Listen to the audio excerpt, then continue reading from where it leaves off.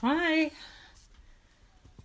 wonder if anyone's out there on such a beautiful day, or whether it's all going to be people watching later. I've got a feeling it could be people watching later. So, while I wait for you to start, for anyone that's just tuning into this later, it starts at past, but I always come on 5 minutes early just so people know that I'm here. So, let me just get rid of that. Actually, I'll leave that there for a minute. Oh, we've got two of you there already. Hello. Hello, Anita, or is that Emily? Hi, Em. Oh, well done. I'm impressed.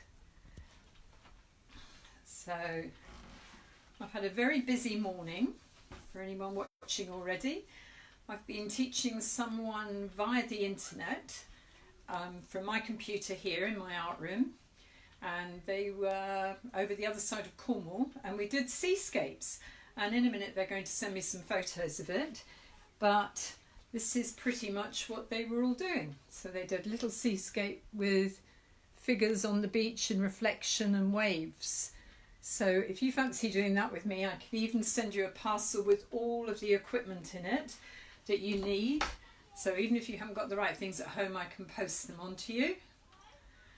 Oh, and we've got Jack now. Hi Jack, nice to see you here.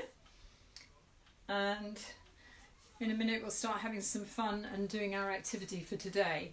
If you've got any friends who might be interested, I do this every day at 2:30. Yesterday was a bit peculiar because I washed my hair and my hairdryer wasn't working.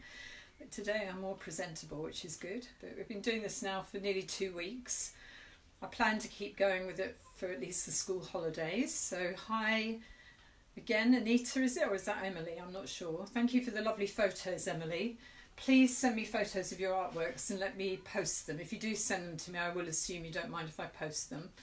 But I got some beautiful pictures from Emily yesterday of her doing all the different activities, so that's nice. And if you don't see it straight away, you can always watch them on catch up. We'll give it another couple of moments just till we've got everybody. Yeah, I've still got another 3 or 4 minutes till officially I start. So if you've got any pictures of anything, please post them through to me. Through the internet, because it's lovely to see them and it's lovely to see what people are doing. I'm getting lots of thumbs ups there, that's nice. I might just shut the window, I'm getting cold. 1 second.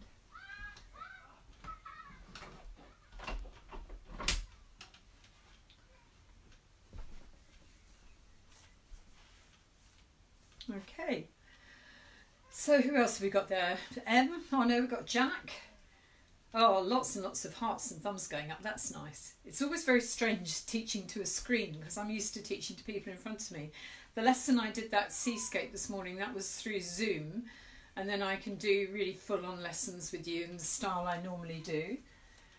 For anyone who's watching this for the first time, these little classes are just me doing little fun things for everyone to do as activities, but when I'm doing my proper course, which is 9 hours long, anybody, any age, any ability, this was a 10-year-old girl, will go through a transition like that in about 3 hours. It's not about copying, it's about actually understanding the hows and whys, the spelling, grammar and punctuation of it. 3 hours on perspective, which always sounds a little bit boring and a bit starchy, but in fact it's good fun. Usually it's a walk on the beach. I think at the moment I'll have to adapt that a little bit, but even architects have said they couldn't believe what they learnt.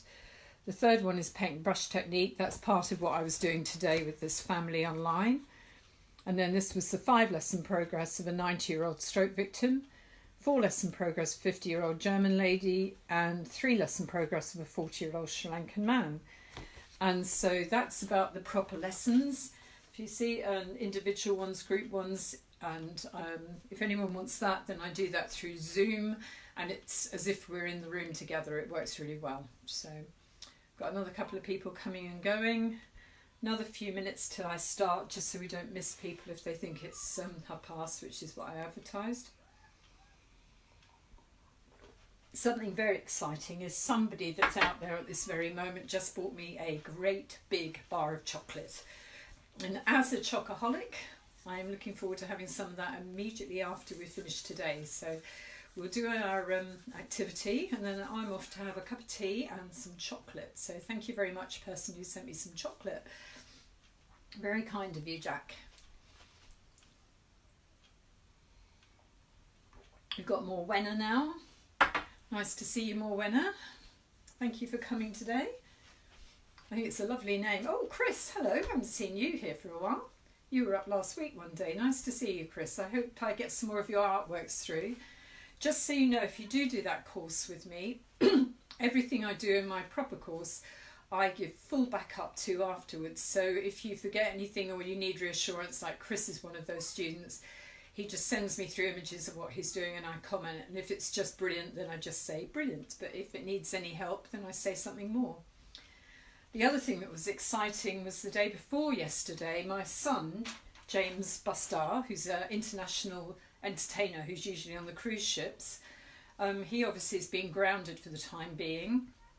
He's an amazing juggler, and he and I together did a birthday party for a 13-year-old boy. So if you need a virtual birthday party, I did the arts and crafts half of it, and James did teaching juggling for half, and we zoomed in together literally on the one screen from Sydney, Australia, and from Cornwall. So that was fun. It's another thought for you.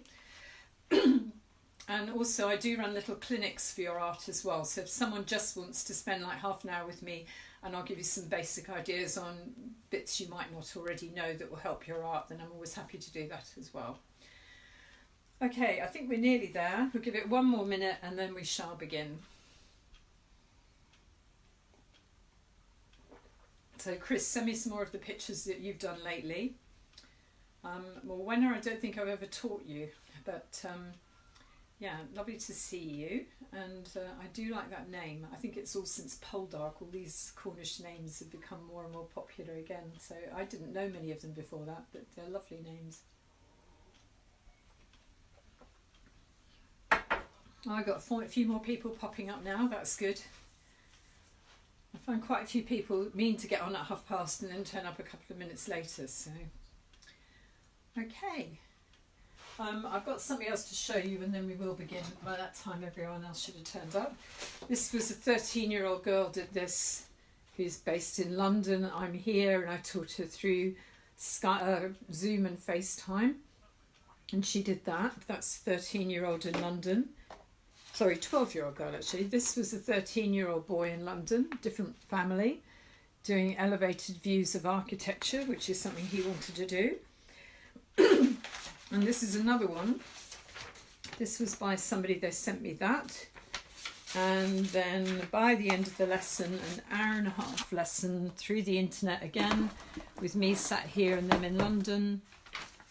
We did this. So he got to that within the space of an hour and a half. So anything is possible, and your belief about your artistic ability is purely that. It's a belief, and it will be based on somebody telling you you're not very good or something. Once you've got the proper grammar, spelling and punctuation of art, anybody can do it, really anybody. But it's because you haven't got the right toolkit. It would be like trying to write the English language without having ABC, grammar, spelling and punctuation. Anyway, right, I think enough. We shall begin. So today we're going to do masks. So today we're going to make lots and lots of different kinds of masks. Well, we'll probably make one, but I'm going to show you some. And I thought it would be a good place to start. I've always quite liked masks. So these ones are typical of kind of Venetian masks almost. And they are made three-dimensionally, obviously, and they're made out of ceramics. And they've got the eye slits. These ones have a whole nose that your face would fit into. And then they've been beautifully decorated with sort of diamantes and sequins and all sorts of things. So there's some very pretty masks like that. You can also have very basic masks like this one. That's again got a bit of a mould for the nose and eyes, but that one's a very simple mask. They used to have, years ago, masquerade balls, meaning masked balls, and sometimes it was so they could hide their identities and things. So it's sometimes was that, sometimes just for a bit of fun. Now, I used to teach in schools. Now I have my own shop, and I teach independently. But when I was teaching in schools, we actually did some of these masks. Now these are ones that were done in papier-mâché. Now let me get it out of here and you'll be able to see it better because it's going to glare at you otherwise. So these ones we did with a balloon and papier-mâché. Now we won't have time on any of my little half-hour shows to do that, but these ones here show you some amazing masks that the children did. And they were done three-dimensionally with papier-mâché, and we put the papier-mâché over a balloon. Also, not all of you will have the things at home to be able to do that, but if you had, that's a bit of a thought for you. And here you can see them before they were painted up, what they looked like. We did them with brown paper on balloons, and they looked like that. I think I've got it the wrong way up. Can you see there's all the different faces there? So that's one idea that might be something that some of you could do. And there's some more ones here that we did. This is another bought mask. This one's of the sun, and that's the same as the other one that I just showed you.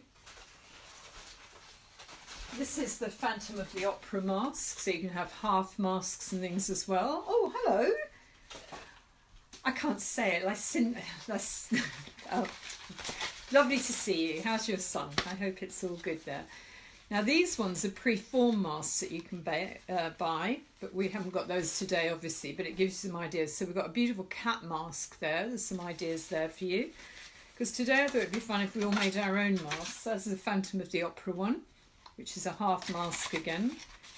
We've got a few more here that I'll just show you quickly to give you some ideas. So you could paint these later, you could be really elaborate, or you could be very, very simple. There's no rules to this. It's going to be, at the end of the day, whatever you fancy, and you could do one for each member of your family. You could wear them for tea time tonight. There's this one, a nice blue one. I quite like that with the very scary eyebrows. There's a black one. These were from when the children that made these with me, we did it for a production of Cats that we did. So we made all these different masks for the Cats production that we put on. And they all danced as well. There's a nice cat one again. So I'm hoping these might give you a few ideas, and then we're going to start making one. There's a few more. There's a tabby cat, a ginger cat, a grey tabby cat, and so it goes on. All right, and there's a number more. Oh, there's a Siamese cat. So you could do those sort of things, and you obviously don't have to do cats. It could be dogs or anything. And well, everything just fell on the floor. That was good. These are some silly masks as well that I got from a party pack one time. So a mask doesn't have to necessarily cover your whole face. You could just have one of these on a stick. And I've got a very nice Mexican sombrero. Or I could have, well, this one's a very attractive look for this time of day. I could have the new nose and new glasses, the Groucho Marx one. So you could have a mask that was only something like that. So completely up to you. I've got a few very strange wig ones here as well. So this would be in a very attractive look, I think. What do we reckon? I think that's quite cool. So you could do a mask that's only a small part of it. It could just be the hair. And this idea for those to do it on a stick. So we might do one stick one and one mask one. What I'd like you to do first is you need a piece of thicker paper or card. If you've got coloured card or something, that's fantastic. If you haven't, then you can use just white printer paper. If you've only got thin paper, then it will work. It would be better with something a bit thicker. You could maybe later cut out a cereal packet or something and use the cardboard from that, and then stick your thinner mask onto that. Yesterday we did these foil animated figures. You could even use tin foil to go over your mask. Now, I've done one here to start off the idea. Hello Buster, nice to see you there. And I did this one of a butterfly as the main mask, and then obviously we can make two little holes here to tie it around our head. So we'll do one of that sort of style. It doesn't have to be a butterfly, you can turn it into whatever you like. But the first thing you've got to do, So hold your card landscape, which is this. This we've talked about before was portrait, but we want landscape. Fold it in half and give yourself a little fold down the middle. Now, I think it'd be quite fun if we did do a butterfly just for now, but obviously, boys, you can make it into a bat, it could be leaves, it can be a flower. If you wanted it to be around the edge of your eyes, we can really change it into anything. So the first thing we've got to do is think about where the bridge of our nose is against this edge. So the top of my nose here is about there. So that's got to be where I curve down to fit round my nose. So I'm just going to put a bit of a curve there and down, just so I know I'm going to cut that bit away, and then if that lines up with my nose now I know that I'm going to cut that bit away and it will sit over my nose. Now if I put that in the middle, my eye would be about there, so I need to give myself a mark on here to know that's roughly where my eye is. And once I know those two things, really the rest of it is completely up to your imagination. I think it was Henry Ford who said the only limitation is your own imagination. So we need to have, this is the folded side, remember, because in a minute we're going to cut it out. So we're drawing against the fold. We've got an eye hole. Now I'm going to turn this into a butterfly. So I'm going to give the butterfly a bit of a head here. And then I'm going to go up and out, bending away right up to that top corner there for the top part of the butterfly. And here I'm going to come down the line by my nose, but then I'm going to come in and bend around a bit and come down to the bottom corner there for my butterfly. And then I need to make the two wings. So I could actually, don't want to bring the wing right up to the eye because then the mask would fall apart. I need to come up and come to about there and then go out and up back to the top corner for the other wing. So that's the beginning of my mask. So I see I've got people chatting on my line at the moment. I've got different family members all having a nice little chat as I'm doing this. I'm glad you're all there. It's nice to see you there. So we've got the general shape we want. Now, as I said, this could be other things. So you could have made it into a nose, and then here would have been your nose hole, and then you'd have had your eye hole, and we could have maybe turned it into a giant flower that came round or something, or it could have been the wings of a bat. Anything you fancy is fine. But I'm going to cut out the butterfly for now. Now, if you remember, I've always said cut in.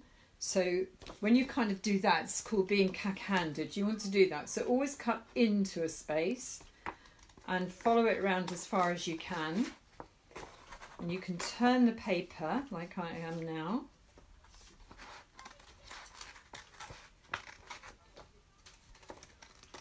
And I've cut that first piece away. Now I know that this will fit over my nose. And then I'm going to now cut, following my lines here. I'm going to go round my butterfly's head there, but then I'm going to cut them a little antennae. They're the bits that a butterfly has that come up here. So I've turned it over now so I can cut back in again. That's what I'm always saying, is cut in, don't cut out. Don't turn your arm round backwards trying to cut round a funny shape. Like here, don't go like that, that's awkward. Come back down here and cut in from the outside again. So we're going to cut in again from here. And when the two lines meet up, then I'm going to cut in from here again. So I'm always trying to cut in wherever I can because it's easier to control your scissors. Right, so I've cut round this wing nearly. I've just got to cut this little bit off here.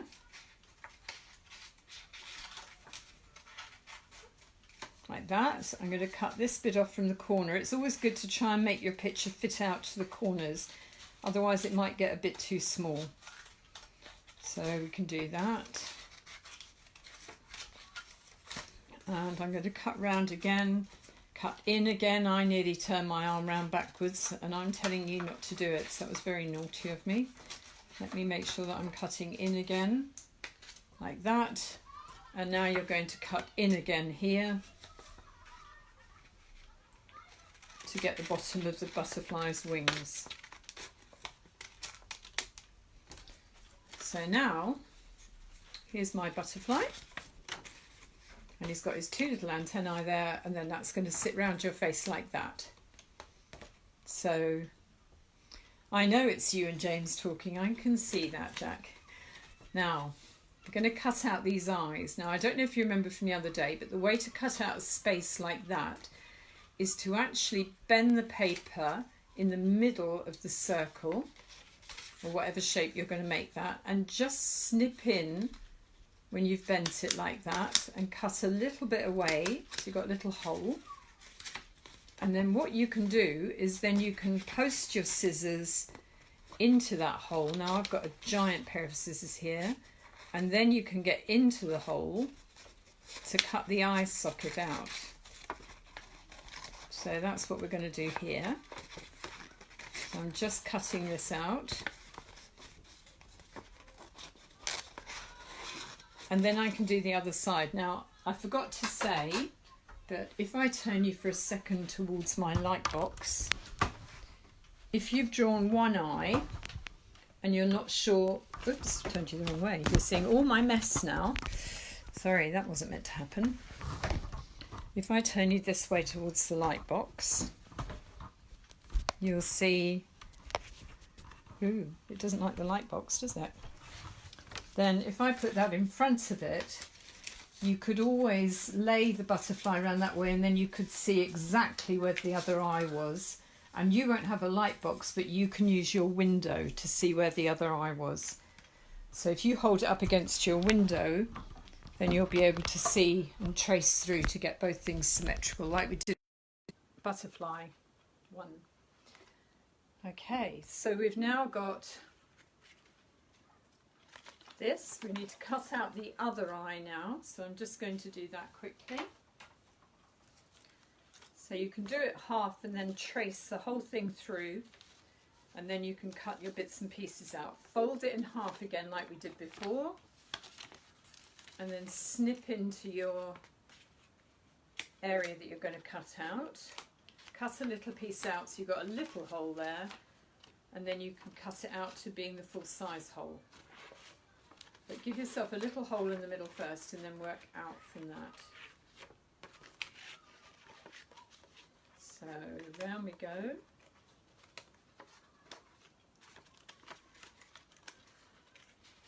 And we've now got our butterfly mask. Then to do the decoration on it, as we did before, if you're going to do it with coloured pens, what works quite well is to make the mark again on one wing that you're going to put on, like that. You could do it in pencil first, like we've done the other days.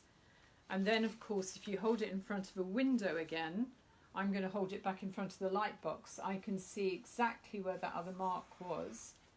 And then I can get both sides of the butterfly to be completely symmetrical. So now I've got them on the same side. Put the mark over on this side again, whatever it's going to be. Put it together, hold it up against the window, and you can see it a little bit like that. But if I hold it on my light box, I can see it even better. And then I've got my next shape to colour in, and everything's symmetrical that way.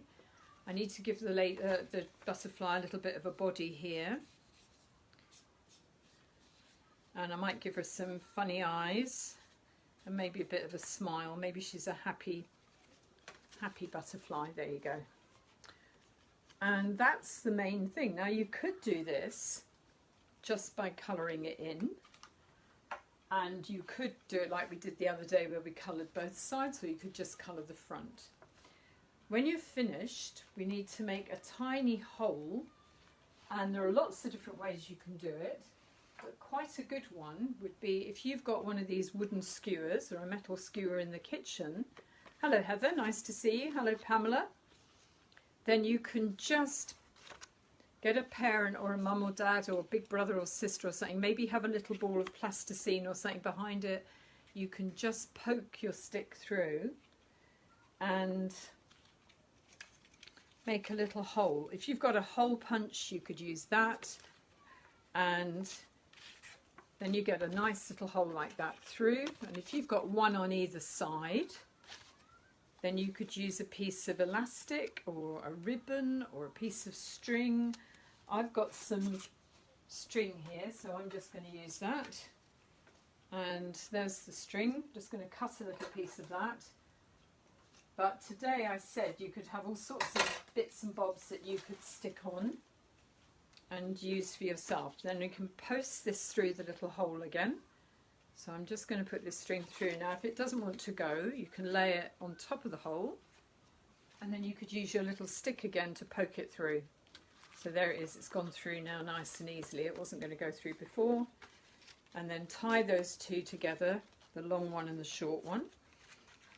And that's one side done.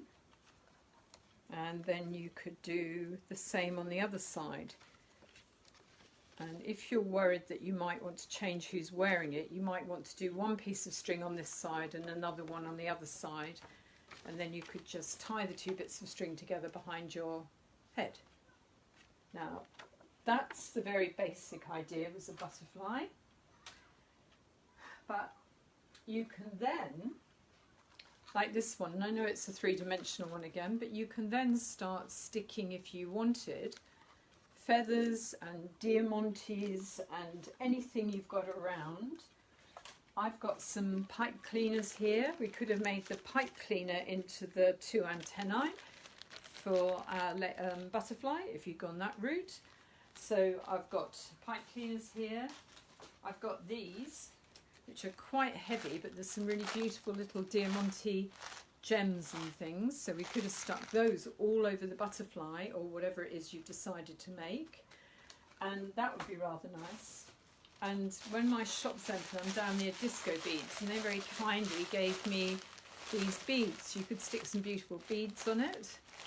And don't worry, Pamela, about being late. It's just nice that you're there each day. It makes me not feel alone. And thank you for coming along again, Heather. And here I've got a bag of feathers. Now, in my art room up here, I've got all these amazing things. Some of them are from my old teaching days when I was in schools teaching, whereas now... Oh, I thought this was feathers. I think it's a boa. There you go. It's a whole boa. I didn't realise that. You could get dressed up. There you go. So you could use some of that around the edge. And that might not be the most appropriate thing on a butterfly, but if you wanted to do something else that was just more pretty for the sake of it, you could certainly use. So this is a great excuse to use up any junk that you've got around the house, bits and pieces. Another thing which is really good is this stuff. And I haven't got a whole lot of it here, I've only got odd strands of it. But you know this stuff from Christmas, from Christmas trees? You could stick that on as like kind of hair extension things. And so that could be quite nice on your mask. Ooh, I've got feathers flying in all directions now. So there's a few ideas with that. And we've done a butterfly. Can some of you put some ideas up? What else do you think we could do? What else would you think would be a nice one to do? I've got some other pictures here to show you. And let me just grab those. This is here's one I prepared earlier. And, here. Now, these guys, they did these masks here, where they did all sorts of things and gave themselves hair and feathers on the top. The main thing you've got to do is cut eye holes and a nose hole, and then beyond that you can do really whatever you like. And I really would love to get some of these afterwards and see what you've got up to. And there's some here, again you can see. Somebody used feathers and they've used different colours, they've painted it. This one's got like Medusa with pipe cleaner snakes coming out of the sides of the head. So if it's a boy, you could make this into one of your favourite action characters, one of your superheroes or something. Yes, you can, Emma. So there's all sorts of things you could do there. Now the other option we said was to do a stick mask, which was one of the ones where you maybe just make yourself a wig or something. And so for those, what you need to do is get yourself a piece of paper again. And again, we've done this a few times now. Find yourself a pencil or something. I'm going to use a paintbrush as it's nearer. And start rolling a tube. Now I've got a suggestion here of a unicorn. That would be great. So you could actually do that whole general mask first, and then you could even make a three-dimensional cone to come away from it. That could be really good. So for this one, I'm rolling the piece of paper around my paintbrush. I'm then going to drop the paintbrush out again. And then I'm going to try and stick it together today. Let's see if I'm more successful at that today than I was yesterday. And I've lost the end again. There it is, got it today. Right, that's good. So, piece of sellotape. And I'm going to break this in two. Oh, it was Jack who said it was a unicorn. Okay, that's a good idea. I think Jack knows someone who likes unicorns. And there you go. So you've got a nice stick then. That can be your stick to hold your mask against. And then you can get yourself a thick piece of paper again, or cardboard. I've got some sparkly cardboard and some bright colours and things. So if you've got that at home, use it. But don't feel you need elaborate things. You can always use your colours and colour it in for yourself and make different things. So this time, instead of having it tied with string or elastic, we're going to have it on the side here. So I'm going to fold this in half again because I think it's probably going to be a bit wide for what I want. And if I do it in half, I can use the strength then of the cardboard a little bit. Now, I think this time I'm just going to make this into some sort of crazy hat, a bit like that one I was trying on earlier. So I can draw my lines first in pencil, if I like, but I'm going to cut round like that, and that's going to be the bottom edge of my hat. I think this is going to be very attractive. And I'm going to leave this bit here joined together just so I can keep the strength of the cardboard, but if you want a thinner one, that's fine too. I'm going to cut back there, and I'm going to cut back here. Now I'm going to make this like a top hat, so I could draw it all first. I'm just cutting it straight out. And I'm going to cut out to up here, and I'm going to cut something here, and I wonder if anyone can work out what I'm doing, because this is something I like. And there we go. I wonder if anyone can work out what this is going to become. Let's see if we've got any suggestions yet. No, I've got Claire watching, I've got Robert watching, I've got the whole family out there today. That's cool. So what I'm going to do here is I'm going to cut the top a little bit curvy. And which way do I want it to curve? Up. That's it. So I'm going up. And this is back to the up, up, up, down, down, down lesson that we did about drawing faces up and faces down, and I'm going to draw a curve like that here, and I'm going to draw something here. I wonder if anyone's worked out what I'm doing yet. And I'm going to draw a curve here and a curve here, and on this I'm going to write 10 and 6. I wonder if anyone knows what it's meant to be now. And this is going to be my Mad Hatter's Tea Party hat, and then I can hold the stick and I'm wearing a very beautiful hat like the Mad Hatter, so we could do that. So basically we've got two options here today. One was to do a mask based on folding a sheet of paper in half and cutting out the nose hole, your eye holes, and you can hold it to the window so you get things symmetrical, and then tying a piece of string at both sides, and you can attach it like that. The other one we've done today is to make a silly hat or a silly face like these ones here that I showed you earlier, and you can change your complete look into something very attractive. I've got a very good friend who I don't think is out there today who has pink hair. This is what I would be like with the pink hair, so we can be silly with that idea. I've made myself the Mad Hatter's Tea Party hat, and then I could colour it all in, I could attach things through it. I could have even used a brown luggage label thing and stuck it there and put some ribbon round. So you can be quite elaborate if you want to be. Again, I'm just going to show you a few bits and pieces just to give you some ideas again. And that was one with feathers stuck on it. And you could have diamantes, you can have jewels, you can have all sorts of things. All my bits just fell on the floor, so I'm sorry, I've lost them a little bit where they are. And then there was like cat masks. You could do a cat one with ears. You could do a lion, that would be great. You could stick yellow wool or something round for its mane, right the way around the edges.